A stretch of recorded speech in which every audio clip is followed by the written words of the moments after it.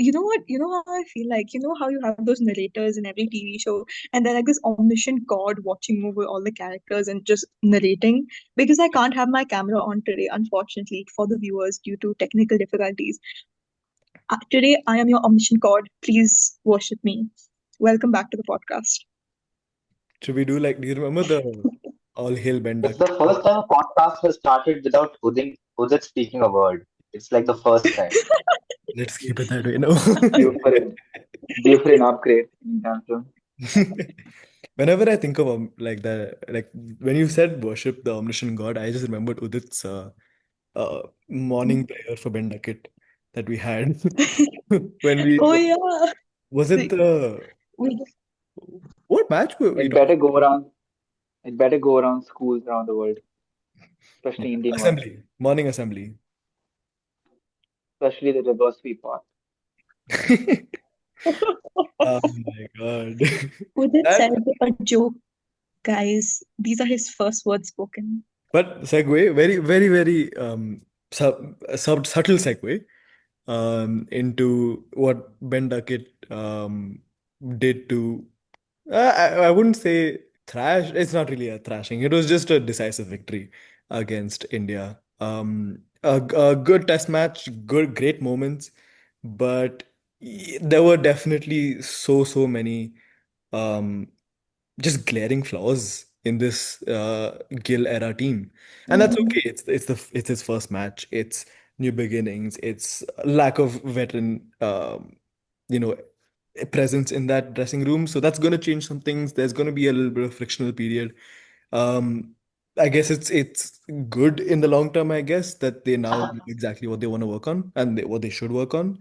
But it is disappointing because they lost from so many winnable positions. They stole defeat from the jaws of victory. Yeah, it felt like yeah, every time I felt like at lunch, it felt like India were on top, and by the end of the day, they were not. It was this same I cycle that agree. kept happening every single day. Like, oh, first session they're doing good, second session is all right, and then by the end of the day, you're like, they squandered this. And even in those sessions, there were like the small patch of like 5, 6 overs where England just dominated like Mhm. the patch with like Shardul Thakur and Prasidh Krishna where they got around what 45-50 in like 5 overs. That took the momentum away. And then even after Shardul got the 2 wickets, like there was that hope, but we all knew that it wouldn't be enough. Like with the batting to come, like those 2 wickets were basically insignificant. It was just like Shardul with the golden arm getting you those wickets, but they were inconsequential to the actual result. So Mhm. like there were these small patches in like all sessions which accumulated to make this match like one which was close fought, but it was never really like I never felt that India was truly on top except for the first day where they ended the day at 359 for three. Like Mm. even when they were at 365, like when England needed 371, they had a whole day left. They have a history of chasing targets. India's bowling, the pitch was really flat. I mean, even though with the cracks opening up and the rough outside the left-handers off stump, but there were not many really glaring things on the pitch, and India's bowling lineup was just not up to the mark. It's basically Bumrah or nothing. So like there was really nothing to be scared of for England. Like they were always like after the completion of the fourth day, like they would have believed, and to some extent, even the Indian players would have had in the back of their mind that England may win this. Like England players had that they will win this, and Indian players had that England may win this. So that doubt just kept on growing, and the match result was what we saw. I agree. I mean, it is a bit of tough luck for Shubman Gill's like first outing as Test captain. He was always touted as like the prince of Indian cricket, and now he's officially taken over the title after behemoths before him. So to talk about the scorecard, we have India scoring 471 while being put into bat first, with centuries from Shubman Gill, Rishabh Pant, and Yashasvi Jaiswal. They sort of carried the innings to what it was. Let's be frank. and with Ben Stokes and Josh Tongue both getting 4 wickets out of that. Following that, England were just 6 runs short by scoring 465. Literally, it was it was literally like a one-inning shootout towards the end, as many commentators said, with Ollie Pope scoring 160, the only centurion, with Harry Brook agonizingly close to a century by getting out at 99. But the fact that England reached 465, despite the fact that they only had one centurion, shows that their their batting lineup, contributed well throughout, which was very impressive. Bumrah also got a 5 which he is India's best bowler. We expect that of him, and we are forever delighted that he got a 5. A lot of Bumrah's fifer, in my opinion, was just everyone else is not getting wickets. So when, It is bound like, to I be. don't think it was his. Yeah, it was sort of like an eventuality, right? Where you score 465 runs, 10 wickets have to be Mm, taken, and someone has to take those 10 wickets. So it was one But of those also fifers, in my because, opinion. well, yeah. it's just the chasm of quality between Bumrah and the rest, right? Who's gonna take those wickets when nobody else does? It's gonna be him because he's the one that can bowl that unplayable that He's delivery. really the Bank on. only he's really the only consistent test quality bowler India has at the moment. Hmm. They have a lot of test quality talent. They don't have any test quality bowlers, in my opinion. Prasid Krishna, I think he could potentially be one of the best bowlers in the world. He's he's an attribute bowler. He's what England would select, like Josh Hull or maybe Gus Atkinson. He's got the right mix of line and length. But look, not line and length. He's got a terrible length. Unfortunately, he keeps bowling too short, which for his stature means that it just sits up, right? And unless you're someone like Zach Crawley or Ben Duckett, those kind of players who play the short ball really well, unless you're an expressly bad player of the short ball, you're just not going to get out to Prasid Krishna in any way, shape, or form. And I don't think he's got it in his tiny little skull that he is allowed to pitch the ball a little fuller. And you saw when he nicked off Zach Crawley, he troubled Joe Root occasionally, and he's got that in him. But even him and Josh Tongue, I felt are extremely, the sort of simpleton, sort of very like they almost look like they're drunk simpleton village cricketers, right? Who can just do one thing, not That's what it particularly well, but they're selected because of some sort of height quota or sort of pace quota. And is. look, if you're not beating batters, international batters with movement, you're not beating them with sideways movement or any sort of variation of the wicket. You're not going to get anyone out. Even Mark Wood. Mark Wood averages 40 in ODI cricket and 30 for a reason. Pace isn't going to worry anyone, right? Even Chris Wokes can smash 150 over the back of his head. You got to create angles. You got to move the ball. You got to create doubt. You got to pitch your length differently. You got to bowl full, right, to entice any sort of mistake because the shorter you go, and this pitch sat up really well. So you've got to bowl objectively well to get wickets. I mean, attributes ain't gonna do shit. You're not a good bowler. Yeah. And I hate the fact that the world is becoming an attribute-based thing. You have to be a skillful bowler and not, yeah, you have to be skillful. Like a 120 Dane Patterson would probably be better than a 150 Josh Tongue, right? Yeah, this feels like a symptom of that data revolution cricket is getting into, especially with the shorter format. But that is obviously a bigger discussion for a later date. The pitch also is a big thing, but I think we'll get more into that when we talk about that second innings. Yeah, because if we look at the second innings, India scored 364, again, all out, of course, with KL Rahul once again. Sorry, not once again, but like it's nice to see him in the runs. He got a century. Yeah, He was a leading run scorer in the second innings for India. And so good. I think all of us collectively love to see KL Rahul bat and do well. It's just a joy, especially in England, especially after the 2021 series. He is just that good of a test player, and it's just wonderful to see him in the side. And then Rishabh Pant got another centuries in both innings. This time he didn't do a flip though, despite Gavaskar's request, unfortunately. But we did get to So see him good. score another century, and I think his accident is forever lingering in the background, and it's always going to be mentioned. So for him to rebound from that is pretty fantastic. I forgot to mention that today this test was Sai Sudarshan's debut test. Unfortunately, got on a duck in the first innings, but this time he avoided a pair He looked by good in the scoring second. 30. But overall, I felt like he was definitely more solid. But however, the rest of the Indian batting lineup were just pretty poor in general. You had literally zero runs between the last three batters, which makes me call back to a video that I saw of Dinesh Karthik, who had quoted a tweet that he saw which he described India was like a Doberman. The Oh, Indian yes. batting lineup was like a Doberman. Strong front, decent middle, and no tail. And no, yeah. That 5-6 over period I was talking about in the start is the same thing. Like 7 for 41 in the first innings, 6 for 33 in the second innings. So like basically India scored a total of what 835 total in like two innings, including the 20 wickets, and we lost 13 of those wickets for like 74.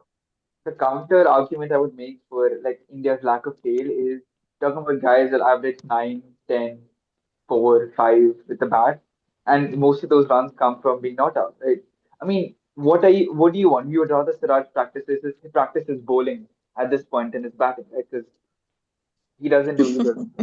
Like, but He did get out for Golden Duck. there's a lot of things caveats I want to talk about. I've been a little less yappy because I'm trying to be more gracious with my time. Wow. But okay, let's acknowledge a few things, right?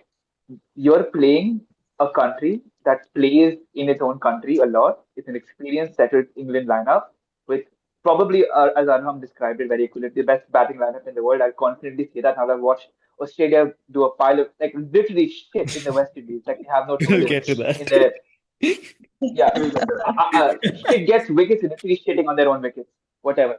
Yeah, we saw a lot of shit gets wickets in this game. But I thought that okay, the pitch was flat. It was flat, but it was more good batting. I felt like Gill for the first time in his life had figured out what to do in a test match. He didn't feel like it was an ODI game. Most of his hundreds have come in like an ODI sort of vein. But Gill played objectively good shots to bad balls and he left the ball. His defense was solid. Now, I've never rated Shubman Gill as a test batter, but I might start doing it because now he seems like he's slowly average, Peter average was 40. And also Harry, okay, I know he was lucky and all, but some of the shots that man can play are absolutely out of okay. I hate when like especially Indians shit on Harry Brook because that is a man that averages 60, has not failed in a single series in his life, averages what 1 million runs in New Zealand. Okay, the Pakistan thing we can discount, but not everyone averages 100 in Pakistan, right? He scored runs against Australia on nippy wickets. He scored runs against India now, and he plays spin semi decently. I mean, he wanted it is a weakness in his game, but he's never played in India. How can you say he fails in India if he's never played there, right? Ollie Pope, okay, Ollie Pope, I like the fact that when he gets in and he looks really good and he taps the ball and he looks super comfortable against Bumrah. So did Zach Crawley look super comfortable against Bumrah. Ben Duckett struggled a little initially, but he looked super comfortable against Bumrah. Now they're showing the world that this guy is not unplayable. He's an extremely good bowler, but he's not going to kill you. I don't know why they would select Shardul Thakur if they don't bowl him because what's the alternative, right? The alternative is you getting smashed around and tiring your own bowlers out. That's the alternative, right? Jadeja just does not look like the force he wants. He doesn't inspire any confidence in me. He could not hit the rough. I mean, he was closer to actually like hitting Ben Duckett with the amount of full balls he was bowling to him than hitting the rough. There was like a pizza size rough, and he could not find one ball to turn and just grip for Ben Duckett. And the moment Stokes came, that like almost every ball was hitting the rough. So either it was like pressure or I don't know what it was that Jadeja was just not able to see the rough against Ben Duckett. That was like really surprising. Like Ben Duckett just reverse swept them for like four, like four, like every single time Jadeja came in. I just don't think Stokes has the skill to play spin anymore. He doesn't know what to do when the ball moves. I mean, he's okay. Okay, let's be honest. He's such a dumb guy at times. Such a dumb. Okay. Yeah. So this game, it's not that deep. Let's be honest, not that deep. You can change the bowling lineup a bit. Your batting scored 400 and 350. There was collapses, but You were in supremely strong positions. You dropped England a lot. That's not going to happen every game. Let's be honest. Jaiswal isn't going to forget how to catch every now and then. That's not going to happen. There are a lot of like things that aren't going to happen every game. So this can be counted as a bit of a write off. I mean, Bumrah's not going to be there, so you're not going to take any wickets. But if you can concede less than 1,000 the entire game, that's a win in my book. You Mhm. score like 1,200 and you concede less than 1,000, that's a win.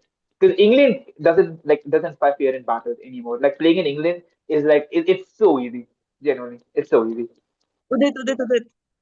Are you sure that's an England thing, or Hmm? was that just a Headingley I was thing? just gonna say that. Archer is coming back. Archer is coming back next. I think it's too early. You should play one more county game, I feel. Yeah, it is too early, Okay, but okay, Archer hopefully averages 31 in Test cricket. Okay, okay, he's a good bowler and all, but he averaged 31 in Test cricket. There's a reason he averaged 31 in Test cricket. Okay, there's a reason for that. And I saw him bowl those spells in New Zealand in 2019, and I was more likely to get a wicket than that. He can just run hot and cold at times. Really, I mean, he looked True. pretty. He Streaky. looked decent in the IPL towards the end, but he can run really hot and cold. He's no Pat Cummins, let's be honest. No one can ever beat Pat Cummins. I do agree with Kriti that, like, I think it is a little bit of a Headingley thing because that pitch just did not. Like, it was such a weird, like the overcast conditions, it still didn't swing. yeah, That was The really vibes, the very vibes. weird. And the vibes of, I think that 2019 match just changed the vibe of that stadium permanently. yeah. That now everybody will finish a chase there. You can chase 500 in that ground, I feel. You like somehow, it might not even be And they England. were very A close to visiting it. team could do it. I think that just the vibes there make any team chasing feel good about themselves. And a team scores 471, and you still manage to win. Like Exactly. on the flattest of Chinnaswamy wickets, that Yeah, perfect. still is pretty surprising. Yeah, Like 471 in the first I innings, agree. you still manage to chase it down. It does make for very exciting cricket, though. I mean, true. the sad part is that despite the fact that Headingley has become such an iconic ground, it's not going to feature in the Ashes next time round when what is it, 2027 Oh, in is that England, part? which Oh, is quite sad. In the second innings, England, the bowling lineup was Bryden Cast and Josh Tongue leading the wickets with three each, which honestly, the first time I saw Bryden Cast was in a game in 2021, limited over series where the entire England, like the main England team, had gotten sick, and they had to basically pull up their B team or C team to play against Pakistan, and then they beat Pakistan. Brian Cast got a 5 for him. And for him to then make his Test debut and to see him active inside, I feel like like a long time fan or like a proud mother watching a child go from like debut in the Test side, debut in like the England side, but as like a replacements to now be seeing him as like an established Test player. And honestly, in my opinion, he bowled pretty decent. He was pretty expensive, definitely, but like he has a lot of room to improve. Now, England had to chase down 371, one of the highest targets they've had to chase, if not the highest target. And Ben Duckett and Zach Crawley, sorry, Zach Crawley, who scored 65, good for him, got a half century. Great opening stand by England. And Ben the Bucket Hat Duckett scored a wonderful 149 at a strike He rate of left some balls too. 87, which, like, respect yeah. to him, with Joe Root scoring a half century as well. And honestly, England just walked cake. It was a cakewalk for them. If India's batting lineup at least lasted till day five, session one, they would have put a lot of pressure on England to speed up things. Because England's whole mentality is about winning at all costs. Like their thing is getting a result. And if they had that limited amount of time, if they didn't have a lot of time to be able to chase that, they would take more risks and they would make more mistakes, and that would lead India's attack to. Obviously, this is a matter of the batting lineup, India's batting lineup not lasting that long. Yeah, so while we were talking about this, there were two other tests going on as well, which is Bangladesh versus Sri Lanka and Australia versus West Indies. I have no idea how West Indies have managed to outscore Australia by like 10 whole runs. Looking at West I Indies do. batting I, lineup, I do. Azari Joseph top edged the couple. That's how it happened. That's the only way it happened. but then Australia has just come back by like Travis Head 61 and Bo Webster scoring the 58. Bo Wait, Webster can we, has okay, been Bo like one of yeah. scoring the 50 is like I'm just looking at the scorecard right now. Seeing Bo Webster scoring a 50 to me, I don't know why, I just never expected it. But seeing it happen is also like No, yeah, I seeing don't his know what to batting. make of it. Bo Webster is basically like an upgraded version of a Cameron Green. Oh, Okay, okay. We are not big gonna words, have big Cameron words. Green slander Damn, until I step wow. in. Until I step in, we are not gonna have any Cameron Green slander or Sam Constance slander or any slander. So West Indies, Australia, the stuff here, a lot of talking points. But it has been um a great test match, honestly. Bridgetown, the Kensington Oval, has provided a The very, very two-paced surface, something that the bowlers have taken to, as seen by the wishy-washy scorecards and the scores. Honestly, I've Bo Webster just got out. oh no! Dang, what happened? Yeah, of course, I just saw that. Oh, so I of think Jaden course it's Stevens got Shamar. out. Of course it's Shamar Joseph. He just shows up against Australia. It's crazy. Like the last time he had this level of like after the that 7 wicket haul to win at the Gabba. It's since then that his form Hmm. off. And now suddenly he's back against the same team in his home, like I in the West Indies. He's he back. did well against South Africa as well. I think he had a True, five against true, true, South true. Africa. He bowled a couple of nice spells, I think, against Bangladesh as well. He was a little unlucky there. He's the Mhm. Okay, so there's a few caveats about the series. The first thing is what, 5 days after the World Test Championship final, six, seven a week, 10 days, not a lot of time before the World Test. I almost felt like, look, it's an Australia series. It's a three-match test series. It should be West Indies post the series at least in the next 2 or 3 years. It should be that series for them. And look, the way they're treating it, I really like that team selection. I think instead of selecting people who are doing in that absurdly informal, disgusting West Indian first class competition, they're selecting objectively good, proven international talent. Mhm. I don't like the fact that they dropped Athanasi. I think he's their version of a Brook or a Constance or whatever, their version of a young talent because he's clearly got the talent. I've seen him play before. He's clearly got a decent technique. It's probably just a few caveats, a few nicks here and there. And like, he's not someone you could drop. He did well in Pakistan as well. He's got a 50 there. So he's not someone they should have dropped. They should not have. I like the fact they've got back Campbell. I like the fact they've got back Hope because I think Hope is a test match quality batter. Brandon King, I really liked how he played, even though he scored nothing. He played. I really like the way he went. I think Carty He had a played really quite good innings. decently as well. I I like the fact that Carty averages close to 50 in ODI cricket as well. That gives more dang. actual depth to his batting quality. I think he's an actual proper long format batsman then. Mm-hmm. At least I hope so. Brathwaite looks like every Tom, Dick, and Harry can just nick him off. I don't know. Probably gets nicked off at home by his like 5 year old kid as well. Okay, it's Always a Nick. that part of his career, but they can't drop him because he's the only one who averages 30, right? Um, okay, going to okay. The pitch is obviously we can see it's nippy, right? Mm-hmm. It's keeping really low. It's nippy. The West Indian bowlers, Jaden Seals, I think is absolutely world class. Oh, He's so he's good. actually honestly one of the best bowlers in the world. He bowls scorchingly in Pakistan. I think Mm-hmm. he bowled so well in Pakistan. He bowled so well. He's bowled so well in the West Indies. He bowled well in England as well. He's a very, very, very talented bowler. Swings it both ways. Okay pace. His ODI record is strict, but his test his the lengths he bowls, the sort of confusion he creates in the batsman's mind, he bowls beautifully. Khawaja looks, oh my god, he looks okay. He jumps for every ball. Looks like he's about to get nicked off or LBW every ball. And I don't get why he's doing that. Just stay in your crease, play forward, play back. Cricket is okay. It's a hard game, but there are some tenets you got to follow. Right? You don't jump and poke. He's probably one of my favorite Australian batsmen in the game. But if you aren't if you aren't playing pace bowling as an Australian, you're gonna get a lot of pace bowling. He plays spin. He's probably the best player of spin in the world. Like, he just does not get out to it at all. He looks so damn comfortable against spin. But Mm-hmm. if you make same mistakes, the same ball, which is like the most standard best quality openers ball you can get, you shouldn't be playing. Okay, Sam Constance weirdly, and this might come as shock. I was impressed by Sam Constance.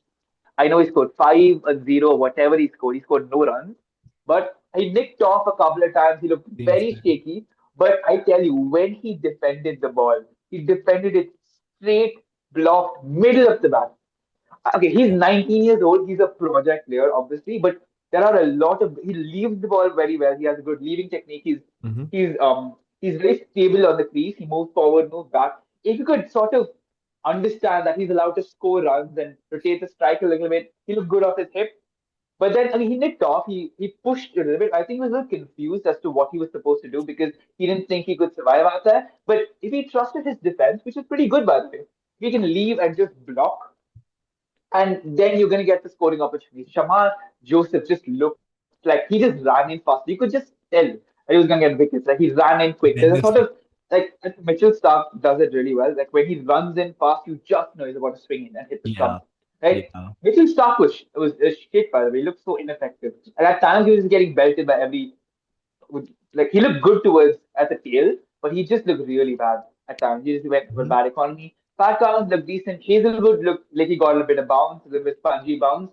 But I feel like Hazelwood's sort of in that zone where he's bowling well, but he's not getting the wickets, I think, because he's not like penetrating enough anymore. Do you know what I mean? It's sort I of that, that sort of that slow lapse I genuinely in feel the back of his career. Scott Boland could have done better here because that this I pitch do think that at this stage of his career, this Scott Ooh, pitch could Boland have is killed. slightly what a superior. comment. Holy shit. No, because genuinely That's gonna make the headlines, spinning I'm wicket. telling you.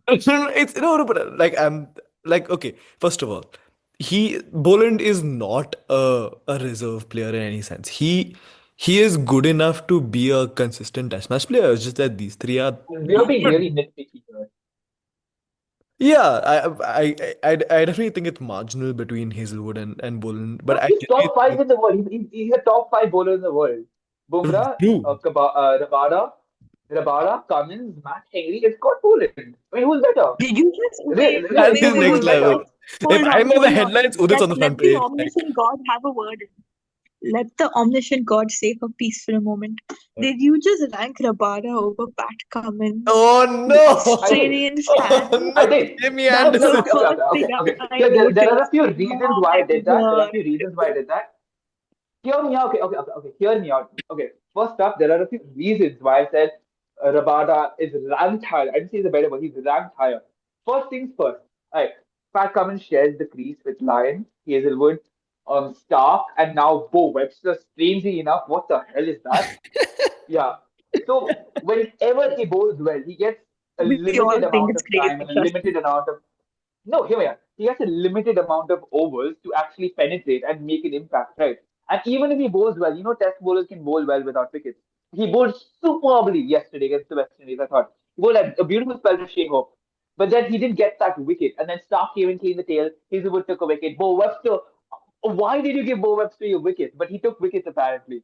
So he always finishes with 2, 3, 2, 3. But I think Cummins right now and the World Test Championship final, he bowled really well. He bowled threateningly. He found that that Pat Cummins consistency again. That he hits this rope over and over again, and the batsman is just rooted to the crease. He found that, and he with a supreme economy. So I mean, Bumrah I rank him high because Bumrah is always going to get the wickets. Right? Rabada is always going to get the wickets because if not for Rabada, Jansen is quite hot and cold. He can bowl really hot at times, but he can also be colder than my ex-girlfriend. Never mind. Let her not Oh, get into oh, it. no, don't open those wounds. Yeah, Damn, damn. let's not open a can of worms. Yeah, I just thought while Udit was talking about his annoyance towards what's his name? What the hell? The boy, Usman Khawaja. Sam Constant. Oh, I Sam. wanted to No, just you sort did of you did troll you, him. did you say him. the word the boy? No, no, Sam, Am I hearing Sam. that? I called him the boy because he's like a year older than us. Okay, relax. Okay, but contrary to popular opinion, he's not a slogger. I mean, you see him in first class cricket. I know his average is a little low, but Australian pitches are nippy as hell in first class cricket. But he's a good, proper test opener. And I've seen so many signs. He's a great talent. Yeah, I He's agree. from That the is, winning I under saw so 19 many team, no? signs.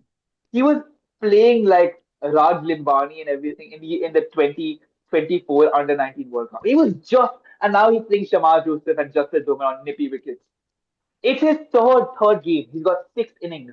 He's got a 60. He's got a couple of 20s in that Sydney Test, which was gold on that wicket. And he's failed in one game, really. That's 3 games. That's not sample size at all. He's probably more suited to one-day cricket at the moment. But you play him. Like he's got 2 more matches in the series. Maybe gets a flat one, maybe gets 100. He's very capable of getting 100. I really think so. The way he's playing now, at least. And I know it sounds weird based on a 4 of 35. But okay, but when he struggled, he struggled. But when he blocked and when he played the ball, he looked so good. Susan or Usman Khawaja, as I like to call him, I honestly liked Khawaja in the first innings. Like he was, Hmm. he was uh, dropped. okay. The thing is, see, whether scoring and stuff is an issue, and like you might look like you can get out, but the fact is, I'll tell you, like 47 or 128, he can. he plays like that opener that will blunt the ball. You know he will blunt the ball, right? And He's especially, probably at the stage of his career, but he has no choice but to. yeah, but I mean, whether you have a choice or not, it's still a net positive, honestly. You can see But that. is it a net positive? When your positive is a 47 or 120 and your negative is 0 or 5, right? That is Usman Khawaja right now. I You're not guess, getting a lot out of him in his yeah, best days. yeah, fair enough. But maybe it's just my reckless optimism. I think he can. It's not a Travis Head where you're getting like 0 and then you're getting a 100 of 10, right? On a nippy wicket. Yeah, but also different batting positions, openers are going to be susceptible to that kind of stuff. They are gonna get those 0 or 5s because they're playing against that theory. People as openers do score runs, right, on nippy wickets. There's a reason he averages 45 and not 5 with a strike rate of 4, right? You play, what, 200 balls and you do score runs. Hmm. That's your job as an international batter playing for Australia, right? They okay. Openers have it tougher, which is probably why they don't average 50, right? But you're allowed to average something, Usman Khawaja. I have that reckless optimism because I at least that first innings looked like a good dig to me. Not great, not horrible. Back to Sam Constant, which is the reason I want to start talking about him. But I also want to talk about the fact that he was recently on the cover of some Australian magazine, I think some Australia Weekly or something like that, with Phoebe Litchfield. And honestly, it was like the future of cricket. And it was like a really nice cover, and I really like it was very cutesy and fun and whatever. But like I want to specifically highlight because I saw it under a comment section and like it I forgot the name of the account, but like it led to like me going through like a bit of a rabbit hole and discovering that after that one photo shoot for that one magazine, uh, Sam Constis has a boom in fan accounts and like he notices them and seeks them out, which I find very funny. He's young, most He's, important. He's young. And there's someone who's going to he's the young. national He's stadium. 19 years old. He's under a year older than Udit and I, and Rishabh as well, of course. Also, about the umpiring errors in the Australia versus West Indies series. This. Okay, I get it. He's white. Okay, Aiden Holstock is white. He doesn't have any melanin in his skin. I get that. Blah blah blah. Racism, history It of was hard. colonialism in South Africa. Blah blah blah. He's been in the ICC elite panel for so long, and South Africans hate Australians. By the way, that is something you have to consider. White people also hate white people. He would, if there was any bias, he would be actively supporting the West Indies, and he knew there was an edge. Okay, there's like spirit of the law and letter of the law. This Mhm. letter of the law dictates that if it hits ultra edge when there's a spike on ultra edge when the ball's near the bat, that means there is an edge. And Yeah. then when there's a spike on ultra edge when the ball is not near the bat, then ultra edge says it's not an edge. We know there was an edge there. We know he edged the ball, but the letter of the law says otherwise. So there's an interpretation. If you want to get into judicial theory, I would love to. And all the guys I in the think comment section. because honestly, those decisions were hard. It's difficult to really make Holstock the scapegoat here because these are really hard decisions. I mean, we saw Stark at Lords also. Was it Kettlebell on the TV? I think. Yeah. Look, there's only two outcomes, right? Out or not Yeah, out. You he have to give was. Mhm. either of them, and both of them are polarizing. Yeah, exactly. And honestly, I think was it? I don't know what communication came out, but the umpires are instructed to watch ultra edge in the middle when they're checking for edges slash pads between the T and the E. It's I don't know if it's flipped here, but basically that side, this middle, right? Oh no, but that also It was calls into both question. Yeah. both. Was it Carey that was in the middle of the bad pad guy issue. I know it was Russian Chase one, and I forgot the Australian player that was in the middle of that. I'm pretty sure it was head. I think it was head. Head, yeah. But those are Head right next here. one to And yeah. So as much as technology, again, it's very like how fast is that? Like it's margins. It's such small margins that even the smallest technology with Snicko with this it's hard. And that is why I think we should also think about specialist third umpires because we can't let people like Adrian Holstrock, who are on the elite panel, who know how to, well, like umpire in real time, be scrutinized for this new technology, which they are, again, they're manning two roles. Third umpire roles and responsibilities are so minute, are so well game changing that I don't see why you shouldn't make specialist umpires because we it certainly have the solves these. budget for it. Yeah, but that's also like, I mean, there's a lot of money going into places that should not. Yeah, exactly. I mean, how is Jesha gonna afford like knee lengthening surgery or whatever he needs to impress his White House, whatever. Okay, we're gonna Um, get banned off the face of the earth if we go into this. oh, Alex Carey has a 50 or 40 balls. Rishabh Pant, who? Rishabh Pant, who? Everybody? Who? Who? Who? We're in official territory to say that Australia is going to win this. Because there's no way West Indies is going to score 235 runs on Rawalpindi. They, like in Pakistan 2022 Rawalpindi against Stark, Cummins, Hazelwood, and Bo Webster. There's no runs they're getting of Bo Webster. I call it zero You have runs. Bo It's going to Webster, be a 21 overs, 0 runs, 12 wickets. He's going to get Darren Sammy out there also and get him out It's a twice. shame I call it. we got this time to record because I think if we talked about this tomorrow morning, Carey would have been the first thing out of our mouths. This 50 or 40 right now as he's playing, what the heck? I'm just sad I didn't get to watch it. I can't watch it. Dang, I'm sorry, Udit. Oops. We'll watch that. We'll Where watch. are you watching it on? I'm not watching it. I'm just looking at oh no. Okay, Cummins is out. Okay. Um, Is that out? I'm just Is that looking out? at the ESPN cricket for commentary, and I'm just seeing Is six. that out? Wait, is Uh, Cummins out? Cummins no, just Is no, my no, king? no.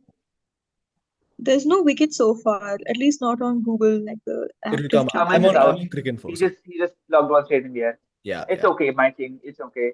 But Okay, Pat Cummins needs to get his average down to 21. He needs to. He must. It's 22.2 right now.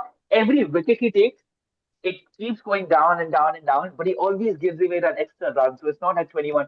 Call me selfish, but I would rather Hazelwood get hit, it smash, and Cummins take a fifer. oh my. I, But I that's feel just me. like Udit needs glasses and needs to like this is like college professor grading an essay. Like you need to get it down to 21. Can't do this, do that. Like it's such a this is yeah, A really, very Okay, especially with astute Australia. all right, observation. man. I have to maintain my narrative of Cummins being one of the best bowlers in the world somehow, right? Yeah, true. That's your that's your stick now. So Zimbabwe is playing South Africa tomorrow in Oh yes. Zimbabwe. And guess who's in the team? And Guess let's who's in the have a team? 5 day test match. Let's speak clear Thank about this. God. It's not some kind of Indian charity, like, oh, we're just gonna play them a test match when it's actually a 4 day game and basically classifies as just a Can first class match. I don't It's know a if I'm gonna proper blur this. 5 day test match. I don't know if I'm gonna blur this, but middle fingers to ECB. Middle fingers to ECB. You can fight it as much against Zimbabwe. I'm Mhm. really interested in Leon Pretorius and Darrell Brevis. I'd Yeah, like to see it's gonna be a fun. middle order of Pretorius, Stubbs, Brevis, Markram, Ooh, Desorzi, Rickleton. That just makes my mouth salivate. Young, that's rather talented, interesting. aggressive. Like also, just most importantly, they're international quality batters, right? They're all very useful. And South Africa has so many test players. It warms my heart to see the amount of test quality they have. They aren't playing guys like Desorzi, they aren't playing Bretsky. Bretsky is also an option.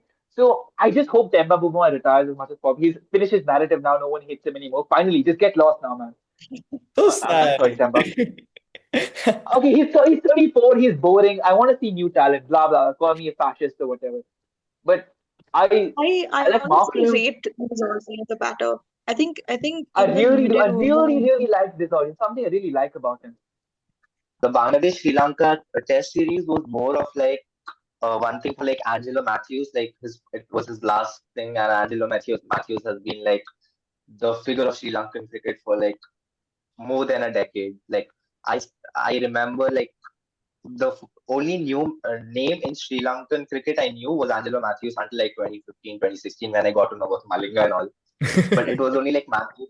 It was only like Matthews who I He's know historic. used to bowl and bat and was the captain. He was like all three at one point of time. Hmm. So like it was mainly about that, and then the second test started, and I didn't even realize. It's been really And good. yeah, like Sri Lanka, I mean Bangladesh scored a decent enough 247, but Sri Lanka just eclipsed that by like 458. By scoring 458 with like Pathum Nissanka just going berserk, and so did Dinesh Chandimal. Their partnership was like actually a treat to watch. Like I Yeah. saw a few clips of that, and it was like Pathum Nisanka, like I think we've talked about it in one of our previous podcasts. Like Pathum Nisanka is like one guy to watch out for. I think Udit likes him or dislikes him to a huge extent. I don't know what his I career was. love him. I love him. Kushal Mendes, I didn't watch a lot of his thing, but just looking at his score, like 84 of 87, and then he gets run out by a guy who can't get Kohli out from like 2 yards, Ibadat Hussain. That, like, he gets Getting run out Kohli by that hard, guy. the phrase getting Kohli out means nothing, holds nothing anywhere anymore. No. He in the Bangladesh series, I don't know if you remember or not. It Oh wasn't yeah, like I it do was. remember. He was trying to smash the ball and he got a run out and then he just missed it there. Yeah, very Yeah, and that was not even unfortunate. like 2 yards. And seeing a run out next to his name, that's pretty surprising. Bangladesh's top order is genuinely one of the shittest things I've ever seen in the world of cricket. You have Okay. guys like Shadman Islam, who's like, okay, Oh Shadman no. Islam, and like guys like Somi Sarkar, Shadman Islam, then I actually, okay, even the guy who did not score any runs, Anamul Haq, I really liked him. I liked his technique. I liked how organized he looked, even though he plays like what 20 balls this entire series. But I did like something more. Like Shadman Islam is the most frustrating cricketer. He just looks so awkward and out of place in a test match. Like the way he plays movement, there's like a way, even if you get beaten, there's a way you play movement, right? Or nip off the wicket or swing in the air. He has no idea how to swing in the air or seam off the wicket. He even like the position he gets in when he blocks the ball for a straight delivery is so awkward. And also Pathum Nisanka, I love him. He's a Oh, very, so very, very good. pretty player, His very talented. His 100 in England at the Oval will still never be forgotten. I love his shots down the like his footwork His going down the cut, ground, his cut, beautiful. man. Oh my God. Yeah, square of the wicket, and honestly, I think every single time I tuned in when I had sporadic like tuning ins with this because my sleep schedule is out of whack. So I haven't like I've seen towards like post session and stuff, but it felt like every time I pressed Sri Lanka Bangladesh on the fan code app, came up and I just saw like a replay of Nisanka like strolling down the ground, hitting it, and just holding that pose with the bat barrel like. Oh, he's so pretty, Beautiful. man. Such a So pretty batter. beautiful. And he just kept Very doing organized too. Very organized. yeah, and I think yeah, as Aram said, one to watch. So it's wonderful to see these like under 19 players slowly make it into the big leagues. And like Okay, you for know some who's of them, also it's an been under like a 19 star, bang, and for Priti? some of them, they like slowly inch their way there. I'm gonna shout out two Bangladesh bowlers because I think they did quite well. We had Tajul Islam, Pfeiffer, I think he got. Um, and Naeem Hassan, beautiful spin bowling that just like getting through that bat and pad gap. You can't do that against Constance though. Look at that, no gap between bat and pad. You can't get past that defense. Um, Udit, do you have anything else to say? Yeah. Yeah, I just think Hassan Mahmood is a very talented. He's like a very Tuscan Ahmed. I really like Hassan Mahmood from Bangladesh. He's a and I can comment on Mendes like literally like stop scoring runs already. He's not even getting noticed anymore. Can you actually stop? There's no reason for him to score runs anymore. He's not getting. Yes, he does get IPL teams, so I'll give him that. There's a reason to score runs. That's cricket. but excited to see Mm. how this goes. That the first Bangladesh Sri Lanka Test match was also great. Ended in a draw, unfortunately, but I think Bangladesh had Sri Lanka on the ropes almost, no? By the end of it. He did. They Yeah. really, really did. They Yeah. really did. So it's been a good tussle. I think there's been definitely days of domination, but it's two fun teams. Throughout all the test matches, Yeah, it's all the always test been matches like you have days. extremes to one or the other. But I mean, it's still a fun watch. Now, looking ahead to what's upcoming, we've got a lot of Test cricket about to happen across the globe. England and India are going to play in Birmingham next for the second test. Currently, Yeah. no changes announced so far. Yeah, but it's going to be in Birmingham, home of Chris Wokes. So about the England thing, I forgot to mention. Jamie Smith appreciation. He played Jadeja so well. He Mhm. looked so I comfortable thought and he you looked so called, good. as I recall, you the other day were shitting on Jamie Smith for being quote unquote the most okay, slightly paraphrasing, but like the most average wicketkeeper batter, and England have like 50 of them. Okay, let me rephrase that. Wicket keeper batter, wicket keeper first. Because he wicket I kept know like shit. He wicket keeping kept is like shit. bad. He was asked with the gloves, but he was not asked with the batting gloves. I wish someone He could figure out a way to drop Crawley. I like him, but I just want to see Bethel and Duckett just like GM left-handed smash Bumrah. I don't want to see mismatch another bats under because 19 on star. paper I support India. It's nice Uh, to see the under 19 stars make it as well. It's always delightful to see. And Jacob Bethel, I think he was first. I was it the 2022 World Cup, 2022 under 19 World Cup or 20, I think 2022 under 19 World Cup. And like seeing him there and seeing him perform so well, and at that time he had like a really strong Barbadian accent. For him now to be like proper English and like in the England side, and he's gonna make it. I look forward to seeing him play. It's enjoyable. but it's good. I think it's going to be fun. Let's see. Maybe it's going to be interesting how the Bumrah situation is going to look. Are they going to make him play back to back because they're 1-0 down? Um, how is that Indian attack going to fill in the biggest hole you can find? Um, and on the England side of things, I think they're going to be quite happy. Of course, there are still some, I guess, holes to fix. It's not like their bowling attack was great. I think it's one of those things where this second test is going to really drive in what narratives are going to fill the ears and minds of the cricket community for the rest of this series. I think this is going to be a little more of a vibes decider in a sense. You know what I mean? True, true. Right? Shubman Gill's captaincy is Mm-hmm. really going to come to be tested in this test match because his first test match, a lot of people could say like, oh yeah, a little bit of leeway, Yeah. but Well, again. here is going to be like the proper decider to be like, let's see how this guy is going to go ahead with after like coming back from a loss because Mm-hmm. coming back from a loss is never great.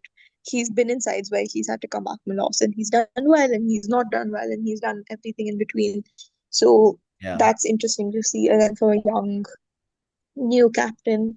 Also West Indies, Australia. That bowling attack in the Caribbean is so fun to watch.